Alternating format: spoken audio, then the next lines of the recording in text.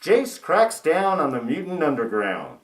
Polaris gets a little revengey, and Reed risks his freedom to prove he's not a threat. Too bad they don't have the moon's Night of Vengeance on their side. It's D's Reviews Halloween Special on The Gifted, Season 1, Episode 5. Boxed in.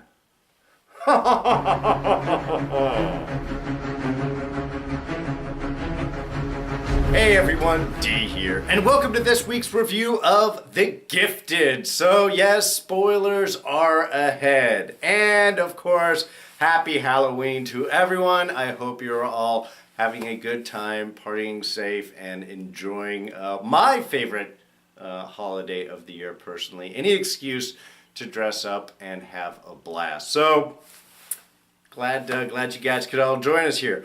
All right, so this week's episode, I have to say, honestly, I was a little disappointed. I was a little annoyed. It felt like, look, it's the first season of the show. It's the first part of the season. They're going to be finding their legs for a while. I am not going to harp on a show for not constantly having awesome, wonderful episodes. What annoyed me about this week is there seemed to be drawing for a lot of low-hanging fruit of storytelling and conflict fruit, and I really it's frustrating. It's frustrating when that happens. So let's sort of start things off where we go, and I'll point out what I'm talking about. Okay, so we start off getting a little flashback to 4 years ago for the July 15th incident. So that's good. We're going to start getting some insight. This is going to be something they're going to play out, and we're going to find out more and more, I'm sure, as the season progresses. So we get to see Jace's perspective, and this starts to get where I'm talking about. All right, fine, fair, standard American, sitting at the park with the wife and kid, having a good time, and then those evil mutants do some things, and now I'm going to have vengeance for the rest of my life. Again, little low-hanging on that, of just the idyllic moment that is interrupted by mutants. I did like the little light show. It progressed pretty quickly. What annoyed me with that is, okay, I'm a parent. I got a little girl. And if I'm seeing something weird, and I would assume especially if I am a cop, I am going to get my kid. First of all, kids don't just ignore stuff like that. Ooh, light show, I want to get my little thing. And they're not that oblivious. But for the dad to be saying with somewhat a panicky voice, come, and the child is not coming, but dad or mom certainly aren't running out to go and grab her. That just, again, that's what annoyed me. It's like, yes, I understand that Jace has this loss and this affects him, and it is important for us to see that. But this seemed to be a very weak way of illustrating that loss, just making it cheesily emotional. And they do that several times with Jace, which I'll get to that other part a little bit later.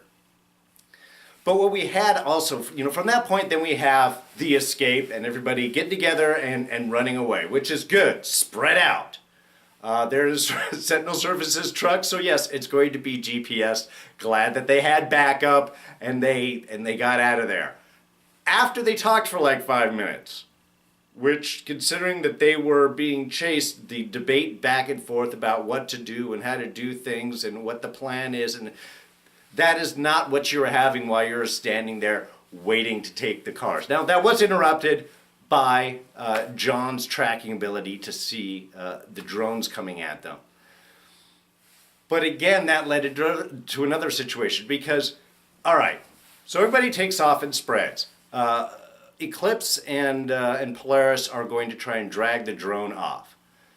So they do that. It's overhead. Look, I like the combination of powers idea, but using Polaris's magnetics to hold the mirror outside so that Eclipse can go ahead and shoot and use the mirror to reflect and go back above, unnecessarily complex.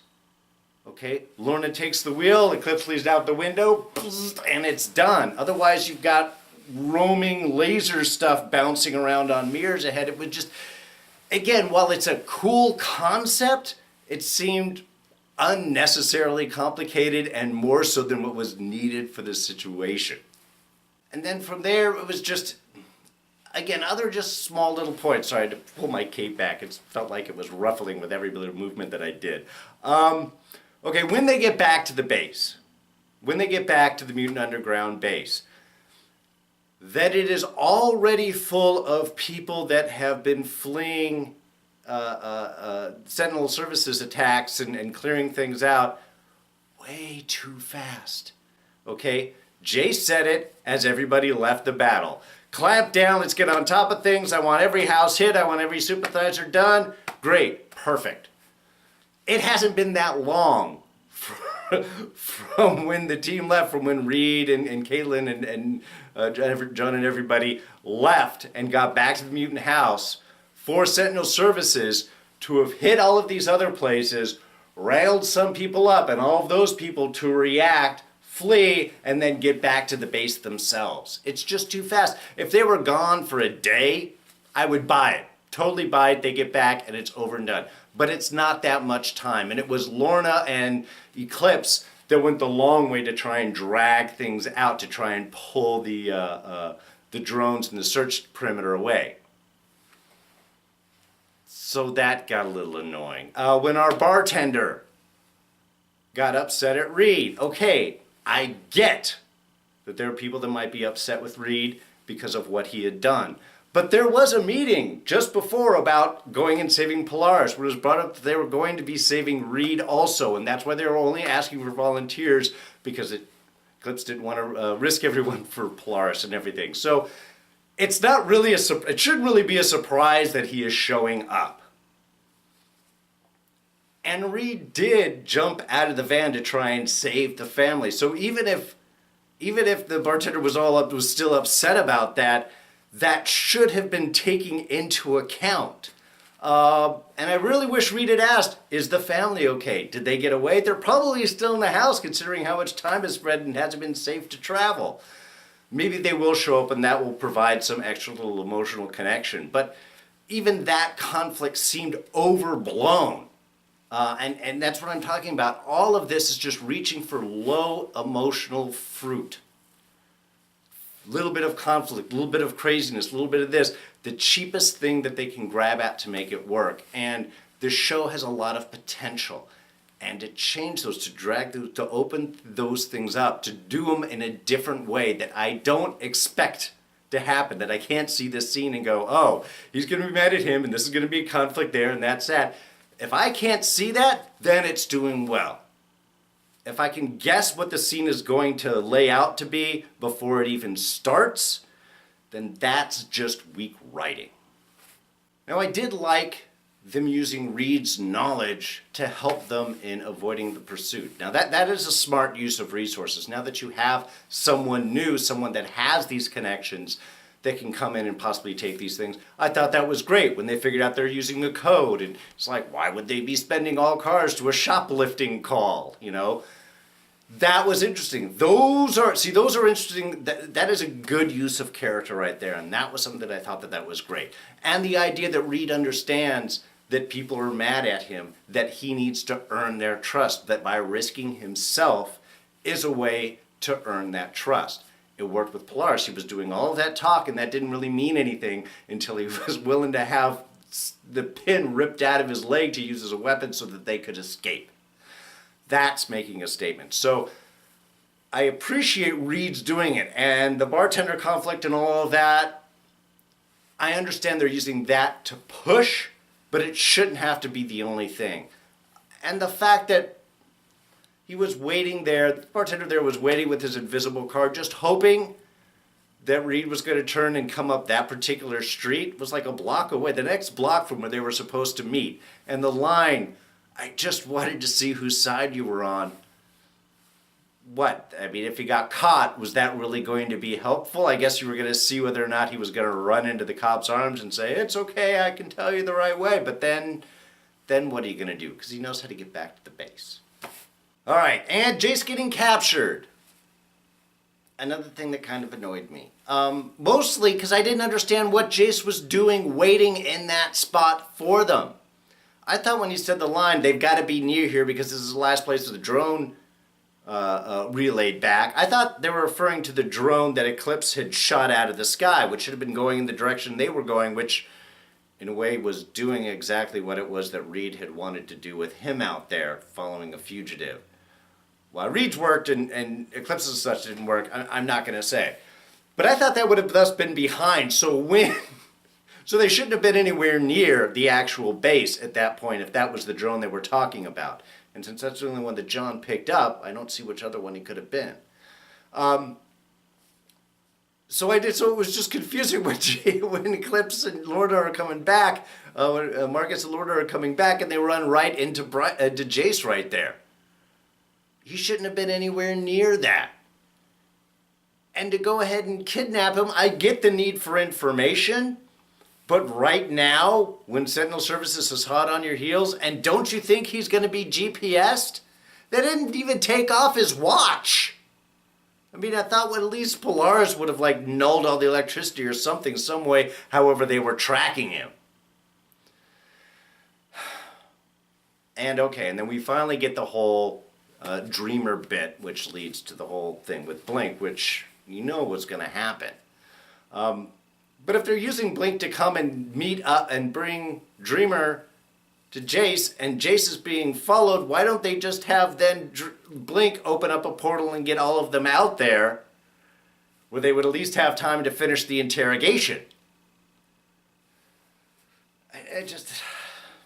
Okay. All right, now the information that was gathered out of that interrogation, there was some interesting stuff that came out of that. One, Project Hound is an actual thing. The Hounds were mutant hunters, were mutants trained, brainwashed and trained as mutant hunters, originated back in the old Days of Future Past sequence. So, awesome movie. Let's bring that back, big in the public's consciousness. But yes, so that's a big thing. And Roderick Campbell, the doc that we met the other week, he is Ahab. He is one of the main people behind that project. So we do have some good connection there. The other one that we saw, the name tag Honorable John Kresge, don't know where that is from. That may be a new character. That may be a surname for somebody else. But I don't remember Kresge from Marvel, from X-Men sequence. So that does give us some information. Courthouse down in Baton Rouge. That is good information. So good. We're learning stuff. This is playing out, opening up the doors for investigation in future episodes. The actual... I don't know what Dreamer's powers are. They seem to keep changing them. I thought that she was just able to insert dreams, insert memories like a dream. That seemed to be what they implied the first off. Certainly that she couldn't take them out. And that seems entirely different. That seems the exact opposite to what they had said today, is even when Clears finally confronts Dreamer about it, because of course you know it was going to happen, she offers, I could take it out. And that certainly seems to be the effect that happened with Jace also. So why didn't she just take it out beforehand? Why did she leave it there or do the alteration? They're seeming now to be tweaking Dreamer to be whatever the powers they need her to be to serve the plot line, and that's kind of annoying. Or they just, did a bad job in sort of including us into the possibilities beforehand, because this seemed to be a bit of new information. Leaving Jace in that mine situation, that's kind of messed up. I mean, she did say the line, Dreamer did say the line, I can't leave him like this. So we know that there was going to be some effect. But again, this is what I talked about, the low-hanging emotional fruit, that when you see a scene, I shouldn't be able to guess where it's going to end. Because as soon as Jace got home and he's hugging his wife, all I'm thinking is, he's going to ask to see his daughter, isn't he? He's going to think that she's still alive. And sure enough, that's exactly where they go. Why? So we can get that strong emotional reaction of Jace re-experiencing the loss of his daughter, which is only going to fuel him more of being manipulated and being emotionally trapped like that. I hate it when they do that, and this show really has much better potential to just go for, like I said, that low-hanging fruit. And lastly, we have Caitlin and the kids bit, which is basically just earning trust with the rest of the mutant community, which is fine and great. My only question, I didn't get some working together, and they get to apply their powers in different ways, and Andy gets to see how everyone's all really cool. It was nice. It was a great moment, and by the end, certainly, they had a lot of respect and thanks from the mutants that were watching, and that was all wonderful. The only question I have, is there no other doctor in the mutant underground? A medic? Anybody? Because all we saw was Caitlin, and then Caitlin brought in the kids, but there was nobody else. And I'm not saying that where's the mutant with the healing power that can heal others, okay? That may not be a common mutants. That may not be a common power set. I'm not suspecting any of that, but there should be at least someone else in an underground that deals with all of these types of moving things around and attacks and great chance of people being wounded. There should be at least somebody trained in basic first aid that should have been in there with that scene helping them out, because otherwise it really looks like this was just the whole, we don't have a doctor, and now luckily now we have one to go ahead and fill that. Again, it was nice. It got the family in the good graces of the rest of the Mutant Underground. But really, come on. Nobody else with Band-Aids? And why do you keep the medicine so far away from the wounded person anyway? Just annoying. Alright, so by episode's end, the family has decided to stay with the Mutant Underground. Why? Because they can help. And it's good for the show, plus you can't really leave town right now. So, convenient. Well, makes sense. I mean, it really does work. I hope that means at least Reed will be able to run into the family that he jumped out for, kind of have a little connection, maybe a little forgiveness on that end. Hey, you got out, so we were able to get away. I think that would help. We do have Blink and Dreamer with their big blow up right there at the end, which of course was going to happen. Shouldn't have been expected. Why Dreamer didn't just go, oh, all right, and then take away the whole memory thing and just move on from that. Yeah, it's wrong. Dreamer's already done wrong things. Well, at least try and do something wrong to fix it. Anyway, it's just... it's unnecessary drama, and I hate it when you have this kind of girl cattiness back and forth. The show could be better than that. And I think that's why tonight's episode annoyed me. We've seen the potential of the show. It can certainly do a lot better. It's got a fair cast that definitely, I think can pull off some big stuff.